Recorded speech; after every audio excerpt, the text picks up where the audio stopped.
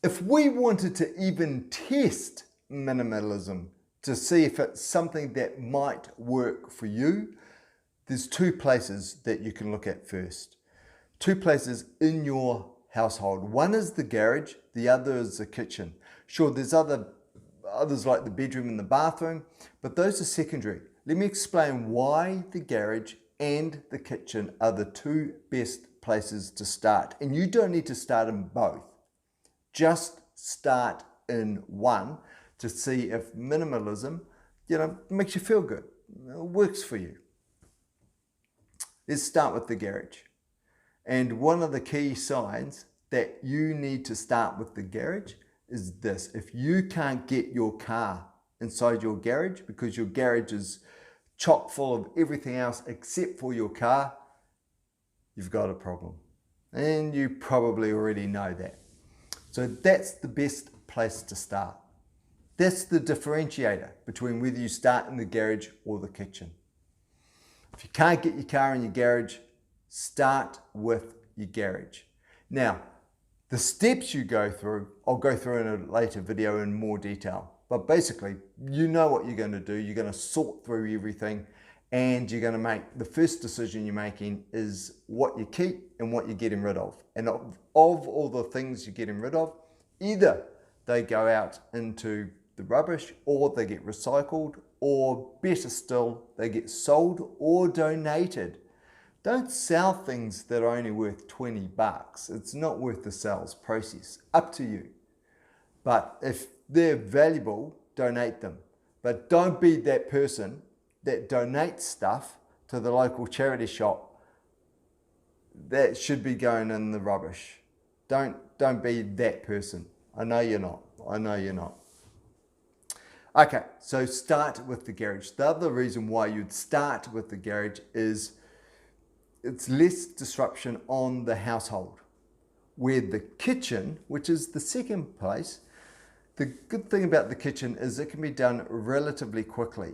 Anything between 1 hour to 4 hours. I know 4 hours sounds a lot, but it is one of those tasks that when you do it, you just get caught up in it and time flies. So it isn't a painful 4 hours. Same sort of thing. Sort through everything.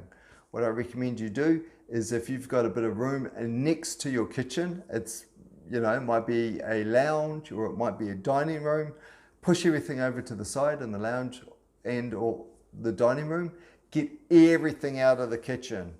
Everything, except for maybe those things that are going to stay in the kitchen and are in a good place, like, for example, the microwave. Everything else, except for the stuff that's in the fridge, but everything else you can get out of the kitchen. So the stuff that you cook with, benchtop stuff, all the stuff out of the pantry, get it out. And once it's out, you're only going to put back into the kitchen the stuff that you should put back. But before you do, same with the garage, get everything out, give the garage a good clean, only put back the stuff that you want to. Of course, with the garage, there might be stuff that you are going to look to sell, so it needs to go somewhere. It can go back into the garage at that point, but you need to list it to sell it, to get rid of it, or have a garage sale or something like that, because you haven't crossed that finish line in the garage until the car gets back into the garage. Well, the car is on the street. And by the way, when your car's on the street, it's usually taking some sort of pounding. So it's going to depreciate faster. It might even be costing you 50 bucks a week just in depreciation and damage on your car. 200 a month. So what's that? 2,400 a year. So it could be more than that. Could be less than that. But either way, it's taking a pounding. It should be in the garage. With that said, and I'm going to go off on a little bit of a tangent, bear with me. If your car is a, what they call an ICE, internal combustion engine, so it runs on petrol or diesel, then sometimes it can be actually better for your health that it isn't inside the garage if you have an internal access garage. If you do, find a way to drive the car into the garage front forward, so not reversing it in, because when you reverse it in with an ICE engine, an internal combustion engine, what you're doing is you're pumping all the fumes into the house, at least with the exhaust pipe pointed out, and you start the car with the garage door open, at least most of the fumes are going out. When you're reversing, you're pushing the fumes into the house. Why would you do that? That is insane. We know how dangerous those chemicals are that come out of the exhaust pipe. Okay, back to the minimalism. So with the garage, you haven't crossed the finish line until the garage is in the car. The car is in the garage. Yeah, I heard that. And with the kitchen, great time. As I say, get everything out, put back only the stuff you want. Before you do, like with the garage, give the kitchen a good clean. Good clean, because everything's out of it, easier to clean. Then only put back the stuff that you use on a regular basis. If there's something that you're thinking of putting back in the kitchen and you haven't touched it for 6 months or even a year, why are you putting it back? Do you really need to put it back into the kitchen? Because if you didn't touch it last year, what's the chances you're going to touch it next year or use that implement next year? And especially if it's food, if it's been sitting there for over a year, unless it's part of your emergency stocks, where when all the lights go out and you need your cans of beans or whatever to sustain you, unless it's part of that kit, why is it in there? Go minimalist on your kitchen is another great opportunity to throw out all the junk food. So it can, why not, take the opportunity to take their kitchen to the next level where it's nutritionally better for you. Get rid of all the crap food once and for all. Get a bin, get rid of it. If it's still good and can be consumed, give it to someone else. Especially anyone who's hungry, because it's better they eat something than nothing, but not for you if you've got a choice and you can eat better. You know, always eat as well as you can. So get rid of the crap and just don't buy it. Don't replenish it. Don't get it back into your kitchen. So rip everything out of your kitchen except for the big pieces like, you know, your oven and stuff like that, you know.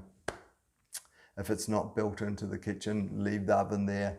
Unless you want to clean around it, then just move it. But you're not going to, all the stuff you get in out of the kitchen is like your bench top stuff like, your toaster, your implements, any other cooker. Maybe you've got a muffin maker or a air fryer or something like that. Yeah, get all that stuff out. Get it all out. Because even though you know with a high degree of certainty it's going to go back, it might be going back into a different place that makes the kitchen more functional and work more. Reinvent it. Reinvent it. Here's your opportunity. Get it all out. Then with all the stuff out of the kitchen, give the kitchen a clean. Then sort out of all the stuff. Make the determination what goes back. And of all the stuff that doesn't go back, what can you gift? What can you donate? Then what can you recycle? And then the stuff that's left for last is what you can throw out and put in the bin. We want to put as little in the bin as possible, but you will throw some stuff out, and that's okay. That'll happen. No dramas. That's it. That's it. Start there. Before the bedroom, before the bathroom, because if the kitchen takes a little bit longer to do, same with the garage, it doesn't affect your flow. You can still clean your teeth, go to bed, have a good night's sleep, all of that sort of thing. And you can do the kitchen relatively quickly. And the garage, well, look, if you can't get your car in the garage, then the fact that it might go on over a couple of days as you sort through that stuff, no harm, doesn't affect the flow. So start there. And if you love it, then you go room to room and you go through the same process. By and large, there's a few differences for the bathroom and the bedroom, and I'll take you through that in another video. So if you want to stay across those videos, you know what to do. Hit subscribe. It is free. For me, it's a massive payback.